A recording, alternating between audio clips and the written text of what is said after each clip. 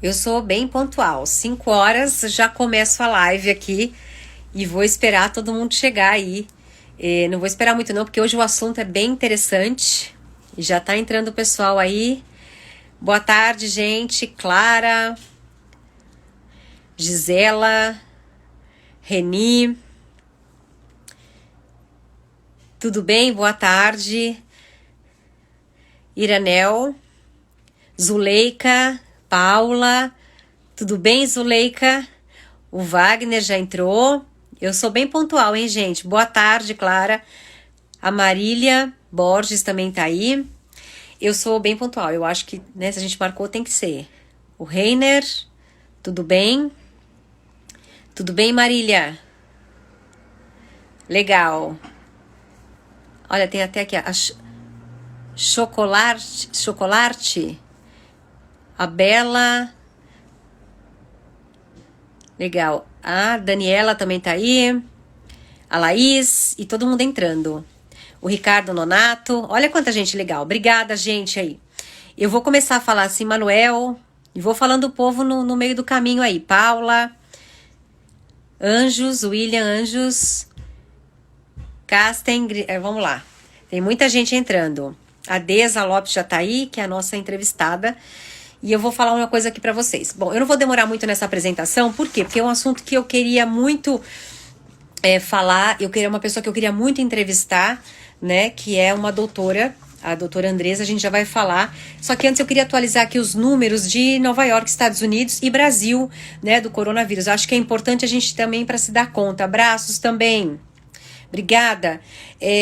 A gente está agora nos Estados Unidos, gente, com quase 800 mil casos, 41 mil mortes, mas olha que interessante como é que é o posicionamento de Nova York. Nova York tem estado e tem a cidade. Cidade de Nova York, aquela que todo mundo conhece, gosta de visitar, né, onde tem a Estátua da Liberdade, onde tem o Empire State, enfim. Essa cidade de Nova York, que tem Manhattan e mais 4 bairros, Brooklyn, The Bronx e ainda Queens e Staten Island. Esta cidade tem 138 mil casos, 14.451 mortes. O que acontece? Nós representamos 17% dos casos do país e 34% das mortes. Quando se fala em estado, isso é arrasador o número. A gente representa 55% dos casos do estado e também 78% das mortes. Então, foi por isso que entrou essa cidade em quase colapso e que todo mundo com medo de faltar respirador e essa coisa toda, e entrou nesse shockdown que eles chamam desse bloqueio. Então, todo mundo em casa, não abre nada, a escola não vai funcionar até o final aí de setembro, que é quando retorna o ano letivo aqui. No Brasil, né, os dados que eu peguei até agora são 40 mil casos aproximadamente, aí, né, 40.500 e pouco, e 14, vamos lá, e de mortes, 2.845 mortes, né, sendo que um terço, na verdade, metade disso está em São Paulo, seguido do Rio de Janeiro, depois vem Pernambuco, Ceará e Amazonas. Minas não está, que é da onde vem a nossa entrevistada. Eu já vou entrar já com ela, por quê? Porque tem muita coisa para a gente informar sobre essa questão do corona, né? E eu queria muito entrevistar uma médica, porque aqui todos os dias, às 7 horas da noite, a gente bate palma para a classe médica.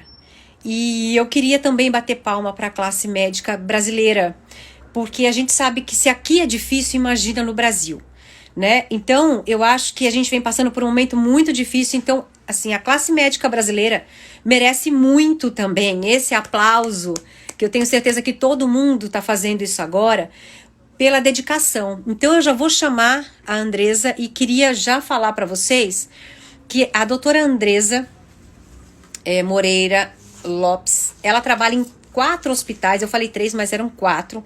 Ela é cardiologista, ela é membro da Sociedade Brasileira de Cardiologia, ela é especialista em UTIs, trabalha em 4 hospitais, né? No Biocor, no Metropolitano Dr. Hélio Castro, no Mater Dei e no Luxemburgo. E ela, gente, esteve no socorro às vítimas por intoxicação daquela cervejaria Baker, que foi no ano passado. Ela tem muita experiência. e ela está na linha de frente do combate. Eu vou recebê-la aqui agora. Vou chamá-la já para a gente ver e aplaudir. Na verdade, eu queria aplaudi-la aqui de pé, mas se eu levantar, a gente não consegue na estrutura que montou aqui. Mas já vou chamar aqui a Andresa, já vou esperar ela entrar e para ela responder. Eu tenho perguntas já que foram feitas lá no meu Facebook. Ah, tudo bem? Tá me ouvindo? Eu não tô te ouvindo ainda. Eu ainda não tô te ouvindo, Deza. Melhorou? Agora sim. Ah, então ok. Obrigada. Muito obrigada pela sua presença aqui nessa live. Eu tenho certeza. Olha, entrou a Rosana, entrou um monte de gente aí. Acho que um monte de gente até que você conhece, o Rômulo, né? Olha, prazer, que bom. E todo mundo entrando, eu acho que assim, eu fiz essa menção a você e te agradecer não só pela sua participação, mas também por tudo que você tem feito pela saúde. E assim, a gente homenageia você através de toda a classe médica que tem feito todo esse esforço. Né? E eu já vou começar a te perguntar exatamente isso. Qual foi a mudança na sua rotina? Né? Você que trabalha em 4 hospitais, mas qual foi essa mudança? O Uhum. que mais mudou na sua rotina de médica para poder atender essa questão do coronavírus? Tá. Reforçando então que é um prazer estar aqui, tá? Para a gente poder Obrigada. bater esse papo. Obrigada pelo convite mesmo. Eu acho que a principal mudança que teve foi essa questão da paramentação, desse cuidado que a gente tem que ter, coisa que a gente não tinha na nossa rotina, ou tinha com pacientes muito específicos, e aí agora isso virou o dia a dia nosso, né? Isso realmente foi a principal alteração que teve no nosso dia a dia. Legal. E aí outra coisa, mas você, o que você tem que colocar? Quanto tempo você demora? Porque eu imagino que deve ser difícil para você colocar, mas eu acho que você deve ter uma grande dificuldade para tirar isso, porque a Sim. roupa está já contaminada, teoricamente. Exato, exato. A paramentação em si, ela não é o nosso principal problema. É realmente a desparamentação. Então, para a gente poder entrar para atender esse paciente, a gente tem que estar muito bem preparado em termos de cuidado e proteção, né? Então, é a nossa proteção que vem aí. Então, é máscara, gorro, luva, capote, macacão. E a gente coloca essa roupa para poder atender o paciente. E o principal problema é justamente na hora de retirar. Porque na hora de tirar, como a gente já está naquele ambiente todo contaminado, aí é a hora de pensar bem o que você está fazendo, tem forma correta de retirar, não pode encostar na máscara, tem local certo para você guardar essa máscara, né, para poder se desfazer ali daquela roupa e evitar o autocontágio. Uhum. E aí, quanto tempo você demora só para fazer isso, por curiosidade? Em torno de uns 5 minutos para poder tirar essa roupa Com todo com cuidado. cautela. Coisa que você faria Isso. em 1 minuto, pronto, você tem que demorar. Muito menos, muito menos. Entendi. Eu já vou começar logo fazendo. Eu tenho muitas perguntas até que me mandaram antecipado, mas de qualquer forma tem muitos Ótimo. elogios para você aqui. Flávio Pastore também Obrigada. entrou, muita gente falando uma excelente médica, uma pessoa incrível, e eu fico muito feliz de Obrigada. poder estar dividindo. Aconteceram várias coisas aí no Brasil com relação à parte médica. Eu já vou direto nessa questão da mudança de ministro. Eu já vou entrar aqui em cima. Como é que foi para a classe médica de vocês trabalhar com o antigo ministro Mandetta e agora com esse novo, né, o Dr. Nelson? Qual foi a diferença para vocês trabalhar com ele e agora qual é a expectativa para esse outro? Tá. A expectativa com relação ao Dr. Nelson, ela é enorme, né? Eu acho que isso a gente fala não só como médico, mas eu falo como cidadã brasileira também. E desejo a ele que faça um trabalho melhor, visando aí realmente o bem-estar do povo brasileiro. Então, ministro, né, o Mandetta, eu acredito que o trabalho dele também foi muito bem feito. Inclusive, a gente tem que lembrar que a doença ela é muito dinâmica, né? Então, na fase que ele pegou da doença, com todos os dados que ele tinha, ele fez o trabalho que ele julgou ser o melhor e acho que ele fez um papel muito bom. Teve que sair, né? Questões aí acabaram retirando ele e o doutor Nelson agora veio para poder somar e eu acredito nisso. E aí saiu um político, entrou um doutor. Isso, exato. Vocês da classe médica comemoraram isso? Não, não teve uma questão de comemoração ou desaprovação, né? Nem cabe aqui, eu acho tanto isso daí de comemorar ou não, a gente está num jogo que a gente tem que pensar, né, em ganhar. Então, é a mesma coisa de, às vezes, trocar um técnico de time de futebol. A gente trocou esse técnico no meio do campeonato acontecendo e a gente tem que torcer para que ele comande o time de uma forma a fazer com que a gente chegue no final com vitória. Uhum. Ótimo. E aí, você falou do que mudou na sua rotina. Você continua trabalhando em em 4 hospitais, Continuo. fazendo os plantões e atendendo todo mundo da parte de corona ou não? Eu trabalho no Hospital SUS, que é o Dr. Célio de Castro, do Hospital Metropolitano, e lá eu fico no hospital no setor de CTI para o coronavírus, né? Nos outros 2 hospitais ainda não, porque a gente não está nessa realidade aqui, em Belo Horizonte pelo menos, de UTIs tão lotadas, tão cheias, a ponto de todos os CTIs estarem direcionados para isso. Mas lá, por ser rede SUS, a gente tem algumas unidades realmente reservadas para esse local.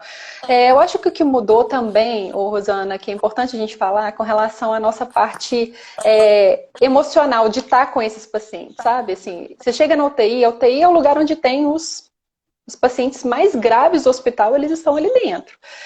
Então é um ambiente pesado, é duro, né? É um momento que a gente está dando notícias ou vendo resultados que a gente comemora muito e outros resultados não tanto pela gravidade dos pacientes. Então a gente já sabe que é um ambiente difícil e nesse momento a gente está num ambiente que é difícil não só pela gravidade do paciente, mas também pela circunstância que envolve aquele quadro clínico. Né? Um paciente que tem chance da gente se contaminar, então o que eu percebo dentro das minhas unidades, por exemplo, é um ambiente muito mais silencioso, as pessoas muito mais concentradas, até pensando naquilo que está fazendo, que não está fazendo, com relação ao autocuidado, e ainda pensando justamente sobre isso, de na hora que eu for para casa, se eu estiver contaminada, eu levar um vírus para minha família. Então, isso são angústias que a gente percebe no ambiente e que também nos angustiam, né? Então, isso daí foi uma mudança muito expressiva, assim, foi o que mais me chamou a atenção, o que mais mexeu comigo nesse período. Você, em algum outro momento, a gente já conversou, e você me disse que toda e qualquer dor, da ponta do nariz até o umbigo, a gente tem que se preocupar com o coração. Então, eu queria que você me falasse exatamente, por exemplo, qual é a parte do cardiologista dentro dessa questão do corona? E tenho já perguntas também da internet com relação a isso. Por que as pessoas que têm uma cardiopatia, uma pessoa que tem diabetes, uma pessoa que tem já esse problema, ou que faz um uso contínuo de remédio para o coração, por que ela é do grupo de risco? Certo, entendi. Então, falando primeiro sobre a dor, essa dor que vai daqui até aqui, mais ou menos no umbigo. A gente sabe que a doença, especialmente a coronariana, que é aquela doença relacionada com infarto, né? O coração, ele tem várias doenças, mas especialmente essa que é relacionada com infarto, ela pode se apresentar de várias formas.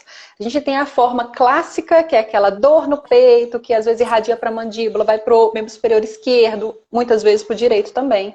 E ela se apresenta dessa forma e a gente pensa automaticamente em infarto ou algum tipo de isquemia que possa estar acontecendo ali no coração. Entretanto, a gente sabe que tem formas atípicas. Então, especialmente para o cardiologista, a gente vai pensar que é uma coisa grave. Eu não posso não pensar no grave depois de descobrir que era grave, pensando principalmente assim, vamos supor uma dor de estômago, a pessoa está sentindo alguma coisa relacionada com o estômago. Se ela tem um fator de risco do tipo a hipertensa, tem mais de 50 anos, tem história familiar positiva, alguém já infartou, né? O pai, mãe, alguém assim próximo já infartou, tem diabetes, a gente tem que pensar que essa dor de estômago, ela pode ser infarto, sim. Então, eu prefiro fazer isso, depois vir, não era infarto, é uma questão, se é uma gastrite, por exemplo, do que falar o contrário, não é uma gastrite, depois a pessoa volta e realmente ela está infartada e aí já está com uma complicação da doença. Então, isso daí realmente a gente tem que pensar nas formas atípicas de dores. Não é para todo mundo sentir dor, vou procurar um hospital, né? A gente tem que raciocinar dentro desse tipo de dor, mas saber que existe sim essa possibilidade de aparecer dentro dentro dessa parte como um todo. A outra coisa com relação que você perguntou sobre quem é hipertenso, doença cardiovascular, porque ele é do grupo de risco, né? Então, assim, hipertenso, diabético, outras doenças cardiovasculares, a gente vê que esses pacientes, as pessoas que têm essa doença, ela é cronicamente inflamada. Então, ela tem um estado inflamatório que às vezes ele é maior ou ele pode ser menor.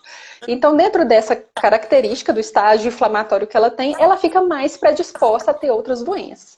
Tanto que a gente tem alguns pacientes que são hipertensos ou têm algumas doenças que eles já têm uma recomendação formal de vacinas. Vacina para pneumonia, outras coisas assim, a gente acaba recomendando porque esses pacientes eles têm algumas características deles do quadro clínico de hipertensão que acabam levando à possibilidade de desenvolver uma inflamação com mais exuberante. Entendi. Essa foi uma pergunta até de uma pessoa que mora em Dubai, que deixou na minha rede social quando viu o anúncio da sua live, era a Caroline Keller. E aí, eu já emendo até uma pergunta de uma pessoa de São Paulo, que é a Maria Lavínia Ruiz. Ela disse, por exemplo, se é um doador de órgãos e ele vem a falecer por conta do corona, o que acontece? Ele não pode mais ser um doador? Não, aí a gente tem uma nota técnica que saiu recentemente, né? Aliás, tudo agora é recente, sobre essa questão do doador, de ser ou não. Então, no caso, o paciente que estava com coronavírus em fase ativa da doença. Então, a gente fez aquele swab, a gente encontrou o vírus. Então, ele está com fase ativa da doença, ele não é doador. Se for algum paciente que teve, aí a gente vai ter que saber também a história clínica do paciente. Então vamos supor, o paciente chegou, teve um quadro de um AVC, um aneurisma, e aí com essa situação desse aneurisma ele acabou falecendo. Então ele faleceu por conta do aneurisma, ele não tinha nenhum sintoma respiratório nem nada. Mas a gente vai ter que saber na história clínica desse doente se ele teve contato com alguém que teve coronavírus ou estava numa suspeita clínica. Se isso for positivo, aí a critério médico a gente vai avaliar se ele pode ou não doar e quais tipos de órgãos e tecidos ele vai poder doar. Então isso vai ser muito individualizado. Então a resposta sobre quem teve coronavírus está contraindicado, não pode doar? Não é verdade. Quem está com a doença em atividade não é elegível para ser doador. Mas quem teve algum tipo de história, proximidade, algum sintoma respiratório que a gente não conseguiu identificar, se aquele sintoma respiratório, por exemplo, ele era coronavírus, ele também não pode doar, mas o que teve algum tipo de contato com alguém que teve, a gente vai avaliar esse paciente, né, esse doador, e saber se ele vai ser elegível sim ou não. É uma questão bem individualizada. Porque a gente percebe que muita gente acabou morrendo e não teve velório, acabou ficando totalmente lacrado, o caixão, enfim. E por que tem que ser esse procedimento? Acho que a curiosidade de muita gente, por que não pode ter? É só porque as pessoas vão ficar juntas durante muito tempo olhando, ou é porque ele ainda transmite alguma coisa? Por que tem que ser lacrado? Tá, um dos motivos é esse, a questão da aglomeração, evitar aglomeração. Até porque tem alguns pacientes que eles não fecharam o diagnóstico, mas eles estão na suspeita e acabaram falecendo antes mesmo da gente fazer o diagnóstico, né, sorológico desse paciente. E segundo lugar é isso, exatamente às vezes o caixão aberto, ele tem contato ainda com o ambiente, né? E a gente não sabe qual é a forma que, às vezes na própria pele do doente pode ter ficado algum tipo de secreção, né? Então as pessoas encostam ali no caixão, alguma coisa assim, isso pode vir a ser um alvo para poder transmitir. Olha que interessante, né? Uma coisa que a gente às vezes acaba não pensando. Outra pergunta que veio também da internet, depois a gente passa para as outras aí, é o do Sérgio de Brito, de São Paulo. Ele falou que vê constantemente, inclusive em alguns lugares, para as pessoas doarem sangue, né? Dos condomínios, para doarem sangue. Por que necessita desse sangue? E também, se esses doadores estão sendo testados de coronavírus. Excelente pergunta, ótima pergunta mesmo. Bom, então a primeira resposta aí com relação a se o doador de sangue, né? O doador de sangue, quando ele chega para poder doar, quando a gente vai doar sangue, a gente faz ali alguns exames, HIV, VDRL para sífilis, alguns exames sobre hepatite B, para poder saber se o sangue daquela pessoa ela não tem nenhum tipo de doença. E a gente faz esses testes mesmo. Para coronavírus, não está sendo feito, não é uma rotina para poder fazer.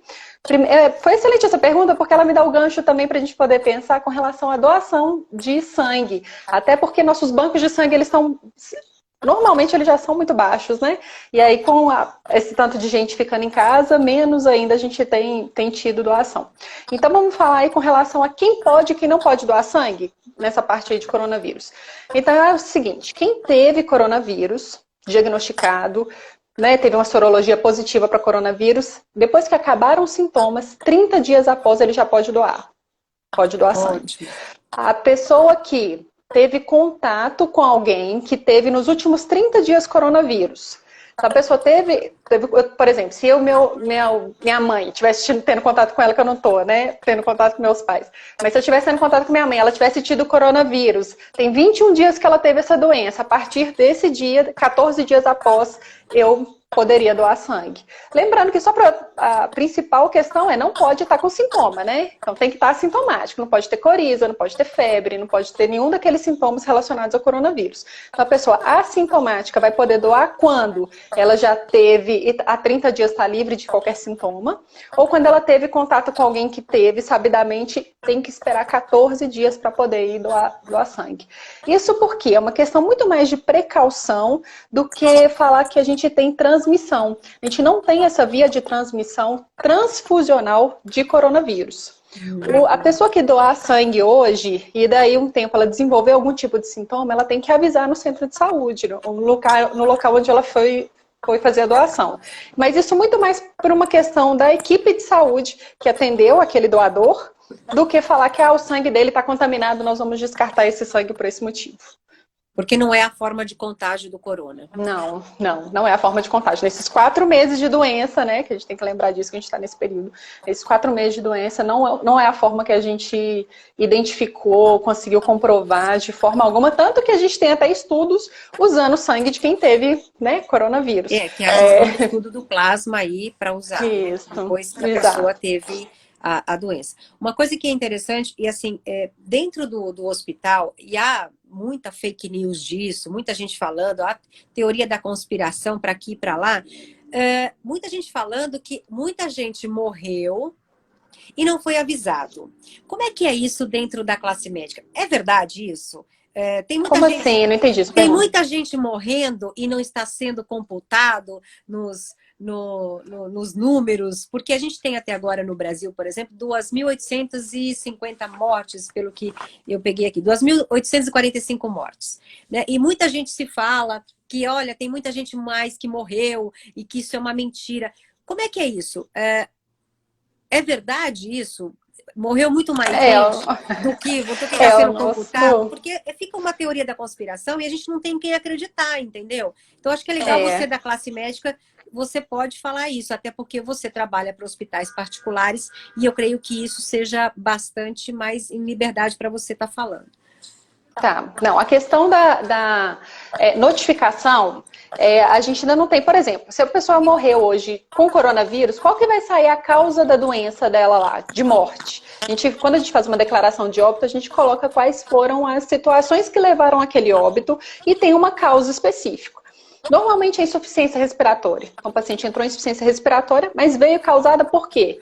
Veio por um vírus, veio por uma pneumonia, por insuficiência cardíaca. Qual que é a causa que levou àquela insuficiência respiratória, por exemplo? Então, o coronavírus ainda em si, a gente não tinha esse CID, né? A gente tem algumas questões de suspeitas. Então, por que o número pode ser realmente maior do que esse que a gente tem visto? Porque tem pessoas que morreram que até hoje não tem resultado do exame. Tem gente que morreu e nem fez o exame, né? Então, esses números, eles podem realmente estar aí com uma característica não tão fidedigna, mas por falta de notificação. Né? E essa notificação, às vezes, ela é difícil, muito em virtude da questão dos testes também, que a gente ainda não tem esses resultados de todo mundo para poder falar quem que realmente teve ou quem que não teve a doença nesse período antes dela falecer. E você, então, também acredita que isso pode ser muito maior, obviamente? Acredito. Tá. Uma coisa que se discute muito, quais são os protocolos que você tem hoje para trabalhar? Chegou uma pessoa no hospital, você tem que atender, como é que é isso? O que você tem para utilizar para poder ajudar essa pessoa? É a cloroquina, é a azitromicina, ou é a outra coisa? O que você pode usar hoje? O que está autorizado você a usar? Tá, o tratamento principal de qualquer virose, não interessa qual seja, é suporte, né? Então é o suporte clínico, hemodinâmico, é a parte respiratória, vamos dar oxigênio, vamos dar, né? Todas as coisas que a gente vai dar de suporte para a manutenção da vida. Com relação às outras drogas, que a gente tem muitas aí em estudo, atualmente a gente não tem realmente nenhuma droga que a gente fala, essa daqui é a cura da doença. A gente está em curso, né, dessa questão aí de desenvolvimento das drogas, mas autorizado pelo Ministério da Saúde, que é o que que é o que nos rege, o que a gente tem que seguir aí, a gente tem realmente a cloroquina a critério médico para pacientes em estágio mais grave. Né? Então não é uma medicação para a gente poder ficar prescrevendo hoje, né? Falando de hoje, 20 de abril, porque as coisas vão mudando. Mas hoje não é uma medicação para a gente poder ficar prescrevendo assim para qualquer pessoa, até mesmo porque é uma medicação que tem efeitos colaterais, sim. Então, que são graves, inclusive em alguns pacientes pode desenvolver uma forma grave do efeito colateral.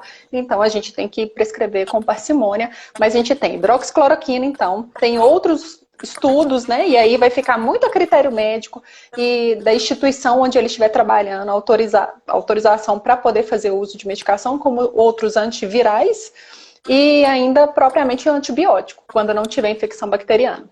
E qual é essa forma grave? O que pode acontecer depois que a pessoa utiliza isso? Isso pode acontecer quando ela está no hospital ou pode depois que ela usou, ela pode sentir alguma coisa ainda?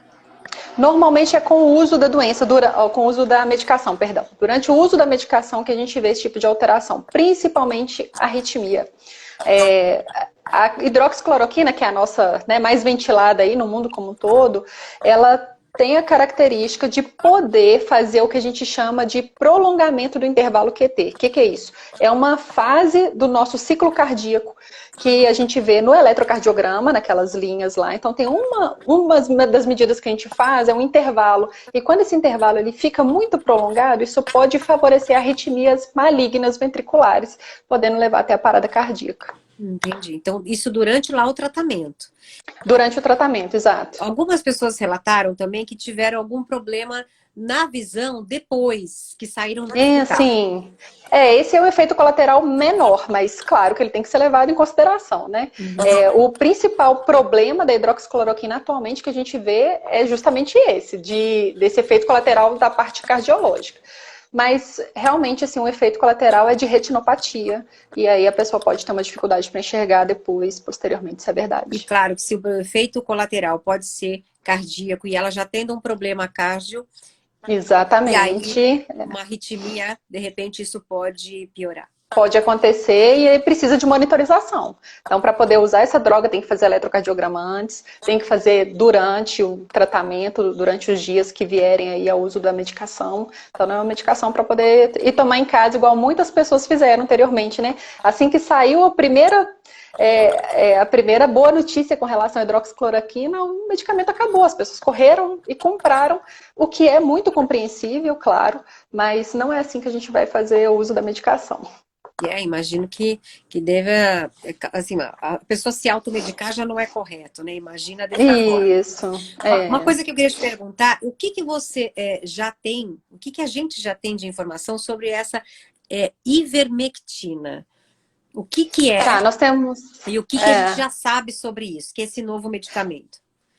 Atualmente nós tem a ivermectina e o mais atual, que foi até divulgação de hoje, sobre esses medicações para verme, né, antiomíntico que a gente chama, que é a nitazoxamida, que é o Anita, que é uma medicação muito conhecida aí, e é a principal pesquisa que o governo tem feito atualmente de vermífugo, né, digamos assim, para poder fazer o tratamento. Ele promove dentro do corpo uma dificuldade de replicação do vírus. Então, ele vai diminuir a carga viral. A partir do momento que diminui a carga viral, que o vírus diminui, semelhante ao que a hidroxicloroquina faz, mas com efeitos colaterais menores. Então, a partir do momento que ele diminui isso, a gente diminui também a nossa resposta inflamatória, que é o que traz todas as características de gravidade da doença. As outras complicações. Então, isso pode ser um bom caminho aí, e é o que estão falando da gente já ter um remédio em pouco tempo, aí até no meio do mês que vem. O que a classe médica pensa disso? Vocês acreditam que isso pode ser o caminho mesmo ou não? Eu falo da classe médica porque como você está envolvida, e às vezes o que falta-nos, às vezes, é esse contato com o próprio médico para que ele nos diga: isso é correto, gente, ok, beleza? Então, é essa informação que às vezes a gente tem essa necessidade, porque é tanta informação junta que a Todo gente dia. não sabe em quem mais acreditar. Então, esse é um bom caminho? Você acredita nisso? Eu acho que a gente tem que pensar que a gente está lidando com uma situação de exceção, que é uma pandemia, que é uma necessidade de resposta urgente, rápida, que a gente não está tendo aquele tempo para poder fazer os protocolos, os ensaios clínicos, os grandes estudos que a gente faz para poder recomendar qualquer tipo de droga e tratamento. Então, a gente está lidando com essa situação. Diante dessa situação, pensando nisso, nesse ponto de exceção, que não vai valer, né, para as outras doenças, eu acredito que seja um bom caminho até a gente vir a desenvolver uma vacina. Porque a hora que a gente vai falar assim, olha, com certeza a gente vai ter uma boa resposta e aí nós estaremos protegidos com relação ao coronavírus, seria realmente somente no momento de vacina para poder imunizar todo mundo com relação à doença. Fora isso, a gente vai lidando aí com o que a gente vai poder ter de arsenal terapêutico. Então, se eu tiver uma droga hoje que vai trazer uma melhora dos sintomas e evitar que aquele paciente se agrave, que vai precisar de respirador e etc., fabuloso. Entendi. Outra coisa, como é que está a superlotação dos hospitais? Você disse que já lá no começo que não era tão assim grande em Minas, né? Que é onde você está. Uhum. Do seu estado, ele não consta nos 5 primeiros com maior número de casos e nem de mortes do estado. Como é que está Minas com relação à saturação dos hospitais? Exatamente. Até uma comemoração aí que a gente faz, né, do nosso estado. Não é uma realidade do Brasil, mas aqui realmente a gente tem em torno, saiu um boletim hoje, inclusive, falando que em torno de 4% de ocupação dos CTIs, né? O que é muito bom. A maior parte das cidades que têm unidades de terapia intensiva, elas estão, entretanto, né, colocadas aí em 10 cidades de Minas. Então, tem cidade que não tem CTI, né? Não tem e é um pouco difícil de chegar até um local onde vai ter essa unidade de terapia intensiva. Então, aqui, atualmente, a gente não tem essa realidade de UTIs saturadas, como a gente vê em São Paulo, vê no Rio. Então, isso não é uma realidade nossa aqui ainda, não. Falar que é assim que vai ser sempre... Não sabemos. Essa questão do pico, ela está sempre, né? Todo dia a gente tem uma informação com relação ao pico da doença, baseada em modelos, né, epidemiológicos, etc. Mas até que para Minas, Belo Horizonte hoje não é uma realidade de grande preocupação com relação ao número de leitos. Entendi. Vocês, aí vamos chegar numa situação realmente de colapso. É sabido que em algumas situações de caos mesmo, né, de colapso, ou o que é o colapso, né, onde você realmente tem que escolher quem vai ser tratado ou não. Não tem vaga para todo mundo. E como que é isso, né? Existe mesmo essa questão do mais idoso, né, realmente não receber o respirador e existe a preferência para aquele que é mais jovem? E qual é o preparo psicológico que os médicos têm para poder fazer essa decisão? Quem é que faz essa decisão? Tá. Na verdade isso é dramático, nossa, graças a Deus nunca tive que passar por essa situação, espero que não precisemos, né, de passar por isso. De fato, Rosana, quando o recurso ele é escasso, quando a gente tem que fazer um manejo de para quem a gente vai alocar esse recurso, a gente tem que usar critérios, né? Então, diante dessa doença, principalmente, se tiver que optar quadros iguais, mesmo quadro clínico de um jovem de 30, 40 anos, de um idoso de 80, a gente vai acabar optando realmente pelo mais jovem. Por quê? Porque ele tem muito mais chance de sair. A chance de morbidade, que é aquela condição do paciente, assim, de doenças que ficam remanescentes nele após passar por uma doença, ela é muito menor. É um paciente que vai ter chance, até pela própria musculatura que ele tem, de voltar a respirar sozinho, e aí ele vai liberar aquele respirador para um próximo que vai precisar. Então, nesse contexto, realmente, na hora de fazer essa decisão, e que ela não é minha como plantonista, é uma decisão em conjunto com o horizontal, que é o nosso coordenador, é um médico que tem todos os dias, é um grande responsável por todos os pacientes ali da UTI. Então, junto com ele, é uma equipe, né, grande que vai fazer essa decisão de quem vai e quem não vai receber o respirador, por exemplo. O fato do idoso ali, do seu João, por exemplo, não ter recebido o respirador, isso não quer dizer que ele não vai receber tratamento. Ele vai receber tratamento e especialmente dignidade. Então, se ele entrar em angústia respiratória, aquela falta de ar, aquela, né, essa dificuldade que eu acho que causa maior desespero, né, para as pessoas, ele vai receber sedativo. Então, ele vai ter dignidade, porque a medicina ela não cura todo mundo. Mas a gente pode sim dar dignidade para todos, conforto na hora que precisar. Então, realmente, espero não ter que passar por essa situação, mas se ela vier, a gente já sabe que tem essa possibilidade. Eu vou te fazer uma segunda pergunta em cima disso, do preparo. Eu acho que se faltou você responder do preparo sim, psicológico, né? Como é que é isso? Você tem esse preparo psicológico na faculdade? Vocês têm esse preparo psicológico lá? Você disse que nunca viveu isso ainda, né? Uhum. Mas que você tem algum preparo para poder passar por isso ou não? Não, preparo mesmo, assim, de falar, ó, tem um profissional de saúde, etc. Isso a gente não tem, um preparo formal. O que eu tenho, especialmente, né, no hospital que eu trabalho de Covid, é uma ajuda, um auxílio, um apoio constante, quase que diário dos coordenadores, agradecendo, dando apoio realmente para a gente em termos de parabenizando sobre o trabalho. Então, isso daí ele nos motiva e saber que a gente não está sozinho trabalhando, isso também é muito gratificante. Mas algum apoio de assim, olha, porque eu acredito que quando você tem que decidir alguma coisa, quem vai receber o tratamento é a mesma sensação de que você vai decidir quem vai morrer. Né? Então, eu acho que sim. Fica para você, que alguém que fez um juramento para salvar uma vida, fica um peso muito grande. Então, psicológico, nenhum apoio você tem, a não ser esse do seu colegas. Sim, ali. Falar com relação a apoio formal, não temos. Não tem. E outra coisa que eu queria te perguntar, que assim, quando você está atendendo o paciente, você já tirou toda lá a sua paramentação. E ele entra num trabalho de parada cardíaca. Como é que fica essa situação? Você já não pode mais entrar. E eu sei que para vocês é difícil ali, você tem. E agora? Quem faz, quem não faz? Por exemplo, se for uma troca de plantão, eu estou entrando, você está saindo, como é que a gente faz isso? Aí assim, a gente tem que pensar que essa situação de parada cardíaca é a situação mais grave da medicina. Então é a hora que o paciente parou de respirar, o coração não funciona mais e a gente vai entrar ali na tentativa de fazer com que tudo volte a funcionar. Só que a gente não pode esquecer do nosso compromisso com a gente mesmo, né? Que é uma coisa muito diferente daquilo que a gente já está acostumado a fazer. Então, por algumas vezes aconteceu justamente essa situação que você comentou. Estou numa passagem de plantão, já estou até com roupa trocada de vir para casa, e aí acontece uma parada cardíaca, não tenho dúvida. Eu vou para cima do paciente, a gente vai massagear, vamos fazer todas as medidas que forem necessárias. Mas numa situação de exceção como essa que você está comentando, eu não posso fazer isso, porque se eu for fazer isso, eu exponho a minha equipe, eu me exponho, e aí então a gente tem que realmente aguardar, paramentar tudo de novo para poder entrar com segurança para atender aquele paciente.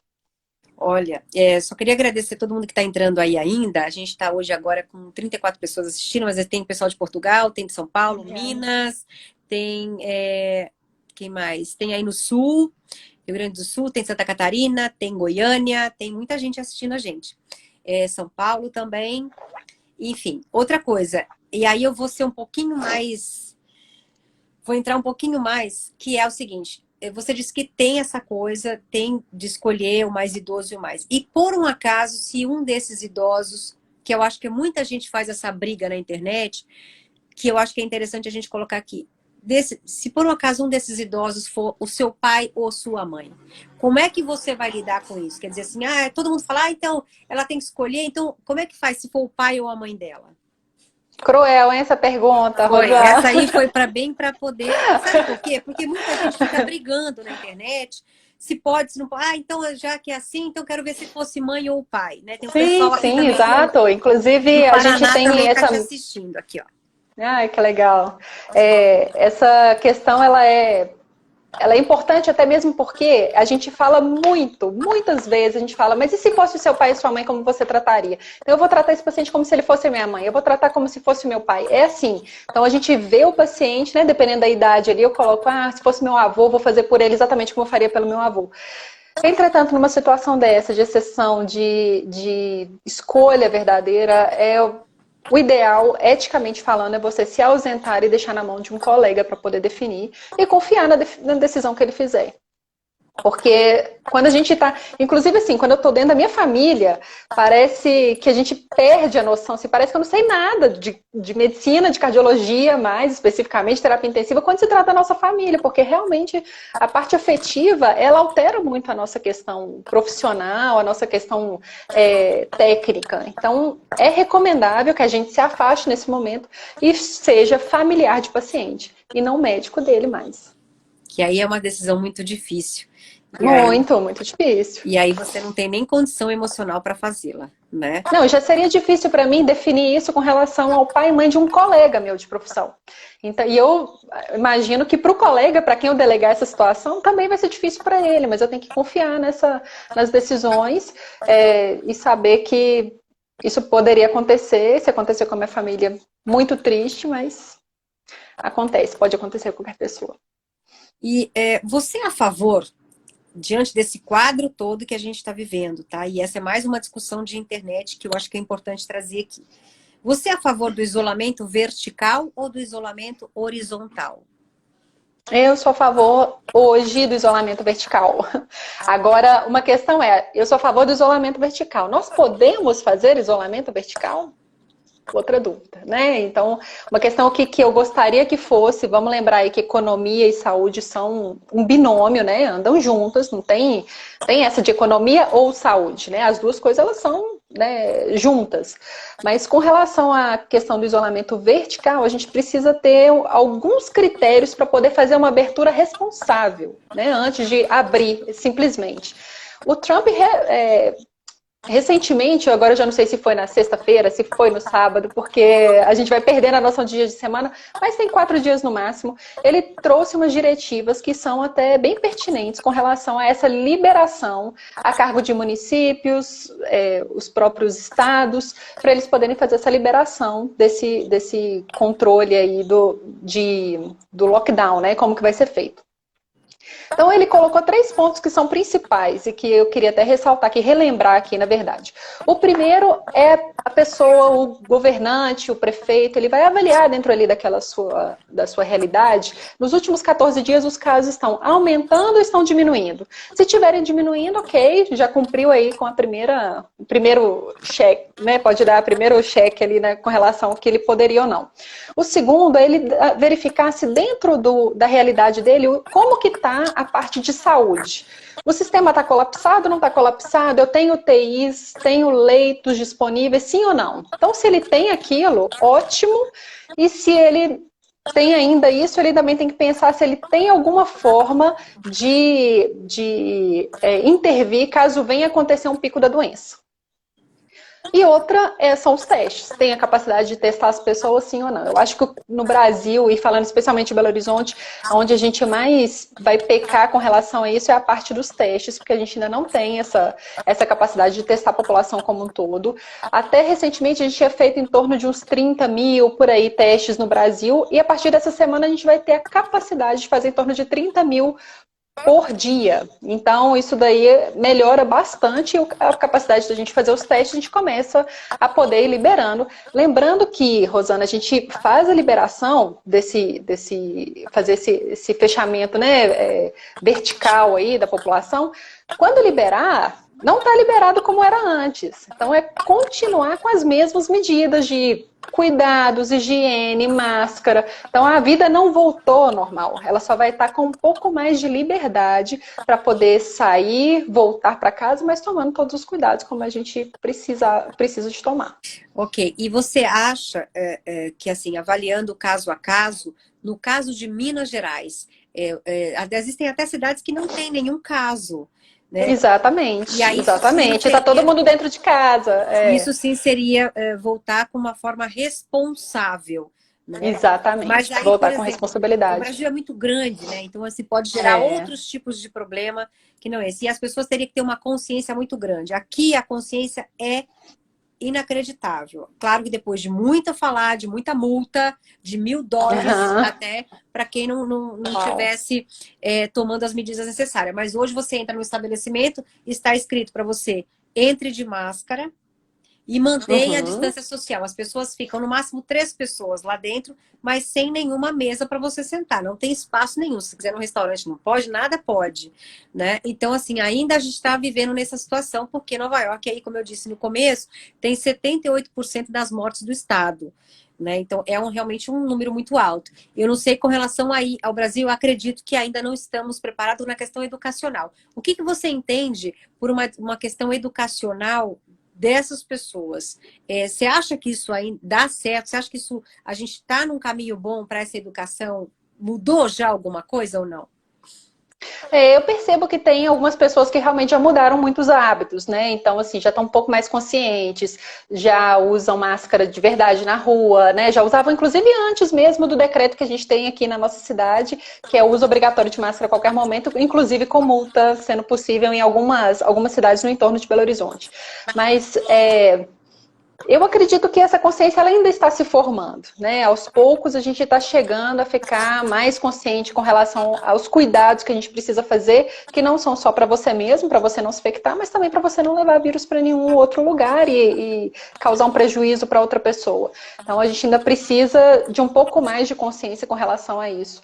E aí vem a parte educacional de governo, né, da mídia como um todo, para poder ajudar nessa questão.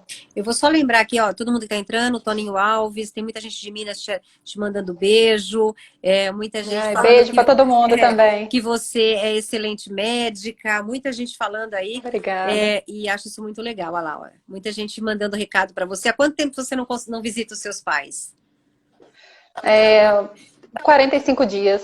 Que você não dá um abraço na sua mãe. Oh. E aí, então, assim, mas ela tá aqui te assistindo e te mandando muitos beijos também, olha lá. E uma coisa que eu queria te perguntar que deve dar saudade mesmo, né? Aqui tem gente muita. Que se abraça, Andressa, através de saco põe um plástico enorme. E as pessoas, aqueles de banho, sabe? Que fica no banheiro, e se abraçam com relação a isso. Se alguém tiver pergunta, pode mandar. A doutora Andressa tem uma coisa interessante, que além dos 4 hospitais que ela trabalha, ela também vai ser voluntária, porque a Sociedade Brasileira de Cardiologia abriu e pediu para que alguns cardiologistas ajudassem as pessoas voluntariamente, né? Para que atendesse as pessoas que estão com medo de ir aos hospitais, porque às vezes sente uma dor, como você diz, e não vai para o hospital, porque tem medo do corona. Então, para vocês poderem atender essas pessoas através de atendimentos online. Telemedicina, isso. Né? E vocês conseguirem atender. Como é que você arrumou tempo para fazer isso também? E se tudo isso é o amor pela profissão? Eu acredito que sim, é a hora que a gente está aí sendo chamado pela nossa profissão, pelo nosso juramento, mais ainda, né, com relação a ser médico. E eu tenho um dia que eu já dedicava para poder estudar durante a minha semana, e agora com o isolamento a gente fica sem poder sair de casa, né? Então esse período que eu usava para poder fazer outras atividades fora de casa, que não trabalho, não plantão, eu estou dedicando para isso, fiz uma inscrição e a gente fica guardando agora só o aval da sociedade para poder liberar o acesso. Se você tivesse que deixar um recado para todo mundo aqui, qual seria, Andressa? Porque tem muita informação que a gente recebe e é bom, como você disse, bombardeado o tempo todo, não só pela internet, mas também pela televisão. Como é que a gente pode separar uma coisa da outra? Né? A gente deve realmente acreditar em tudo isso que está acontecendo. Essa doença é terrível. Aqui eu estou sentindo isso, mas eu digo, você aí como médica e aí atendendo num hospital brasileiro com todas as dificuldades que a gente já sabe. A primeira coisa não tenham pânico, não se entrem dentro dessa linha, desse caminho de pânico, de medo, mas vamos tratar com responsabilidade. É uma doença séria. Se não fosse, a gente não estaria passando por uma situação sem precedentes. Então, é uma doença séria com toda absoluta certeza. A gente ainda tem muitas dúvidas com relação a ela, a gente está aprendendo com ela à medida que ela vai acontecendo a cada dia. Mas a gente não precisa, por isso, ficar com tanto medo, com tanto pânico com relação à doença. doença, ver as notícias, especialmente com olhos de não tão tanto medo assim realmente. Às vezes desligar a televisão de vez em quando ela é importante, né? Assim, não ficar ligado com isso o tempo inteiro. Então a gente tem que se cuidar e cuidar especialmente da cabeça, da nossa saúde emocional nesse período. Então eu acredito que a gente precisa desse momento também, dessa saúde emocional, porque ela vai ser muito importante para quando tudo isso terminar. Então a gente ainda vai estar aqui e tem que estar bem, né, com relação a isso.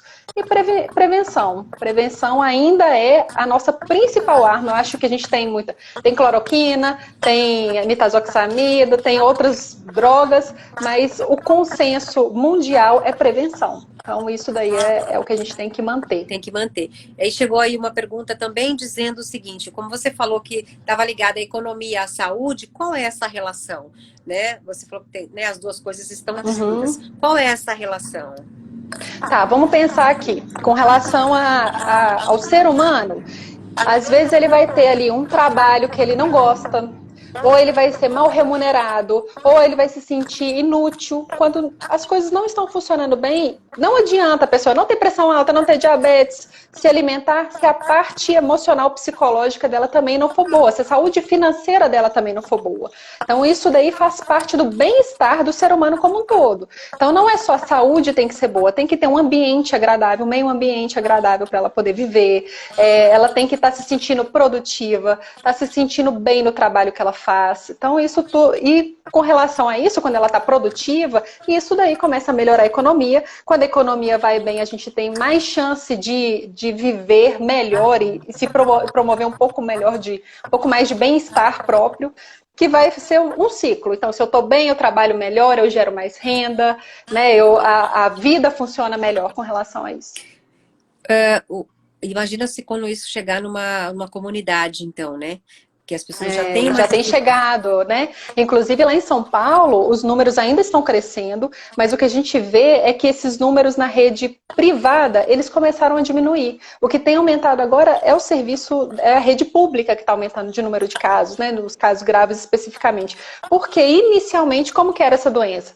Ela vinha de casos importados, de pessoas que viajavam para fora, então inicialmente ela foi até das classes mais abastadas, e agora que começou essa transmissão local comunitária, ela está chegando em todos os lugares. E aí, quando ela chega em locais onde não tem aquela condição de higiene adequada, né? São aglomerações o tempo inteiro, aí realmente é a hora que vai começar a aumentar. Entendi. E foi uma pergunta se é possível detectar a doença, pergunta do Wagner lá de São Paulo, se é possível detectar a doença sem sintomas. A pessoa pode ter a doença e não ter sintoma nenhum, ser assintomática? Pode. A gente tem um percentual que não é pequeno de pessoas que são os portadores assintomáticos. É possível identificar sim, especialmente com exame sorológico, porque aquele exame que a gente faz, que é o SWAB, que é um exame que a gente coleta a secreção do paciente e vê a doença em atividade, que a gente isola, vê o vírus ali acontecendo, ele é para quando a pessoa tem sintoma. Mas o caso de nunca teve nenhum sintoma, a gente pode fazer um exame de sangue e ali apontar se já tem imunoglobulinas, que são as nossas substâncias da imunidade e que elas estão conferindo, então, mostram que já teve e que a pessoa nem sentiu, não teve nada, mas que ela já está imune a virose. Quando você falou da imunoglobina, eu já lembrei do pessoal lá que está testando o plasma, lá na Alemanha também estão testando essa questão, né? Aqui ainda testes, mas ainda não colocou em prática, mas aí no Brasil também não tem esse protocolo, né? Alguns hospitais, acho que o Sírio-Libanês ele vai começar a fazer, foi aprovado pelo comitê de ética deles lá, para poder iniciar um tratamento semelhante. Então a gente daria as imunoglobulinas, essas enzimas aí, essas substâncias que estão relacionadas com a imunidade para o paciente infectado e aí ele conseguiria combater melhor a virose. Mas ainda experimental. Legal. As perguntas aí estão dizendo que até a realidade, quando você falou das comunidades, essa é a nossa realidade, infelizmente. Isso. Mas aí teria que se avaliar também o caso a caso de cada estado. Eu queria te agradecer, e na verdade acho que as pessoas vão concordar comigo, que quando a coisa é boa o tempo passa rápido, mas quando dá uma hora a live cai. Eu não queria que acontecesse isso com você, porque realmente foi uma coisa... É legal você ter esse conteúdo e espero depois conseguir compartilhar com isso e te agradecer imensamente pelo seu tempo e as suas informações que foram preciosíssimas, né? Tenho certeza que muita gente aí tá com saudade já. Olha, teve conhecimentos... tem uma pessoa que teve conhecimento que perdeu o paladar, o olfato e teve cãibra. Uhum. São sintomas também? Pode ser? São Cãibra também? sintomas. São sintomas. Pode acontecer cãibra, mas muito por desequilíbrio de eletrólitos, né? Especialmente por desequilíbrio de eletrólito ali, potássio, magnésio, etc. Mas essa parte de olfato e paladar, ela é bem frequente de acontecer no momento que a pessoa está com a doença. E assim, às vezes eu fico pensando assim, ó, eu acho que eu já tive esse negócio, eu acho que eu já tive um pouquinho de cada sintoma, eu já senti. Então, às vezes a gente não Aham. sabe, talvez seja até um estado psicológico de tanta informação que a gente tem. Exatamente, exatamente. A gente é Isso. bombardeado o tempo inteiro de informações, né?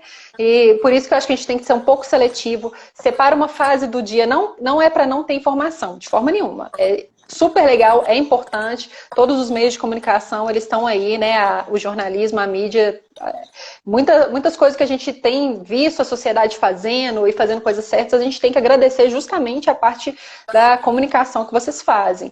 Mas separa uma fase do dia só, não fica o dia inteiro ligado nisso, vai fazer outras coisas também para poder cuidar da saúde, e isso faz parte também de cuidar da saúde. Mais uma vez, obrigada. Eu queria pedir a todas as pessoas que estão assistindo a gente que todas mandassem palmas, que na verdade essas palmas que é um agradecimento a não só a você, como médica, mas também para a, a toda a classe médica, né? Que atende de forma incansável. Eu já vi fotos suas de você, inclusive com o rosto machucado. Então, eu queria que todo mundo subisse palmas para dizer a você e para a classe médica e aos seus colegas, transmita isso, que a gente agradece imensamente. E esse aplauso, assim como Obrigada. acontece aqui, esse aplauso é para você. Então, pelo seu esforço, Fico pela sua emocionada. dedicação, por tudo que vocês fazem por nós nesse momento e da sua família, com certeza que está distante. Então, isso é para você. Obrigada mesmo. Recebo assim, muita gratidão em nome de toda a classe médica, profissionais de saúde, todas as pessoas que têm trabalhado e não podem ficar em casa, mas estão se dedicando aí, profissionais de limpeza, enfim, é muita gente que está também envolvida nesse processo para poder que tudo dê certo. Obrigada mesmo. Muito Obrigada a grata. você e obrigada pelas informações. Um beijo e até a próxima. Espero que a gente possa falar mais vezes. Até. Tomara. Obrigada a todos, viu? Grande Obrigada. beijo, gente. Tchau, tchau, Tchau. gente. Até a próxima live. Obrigada.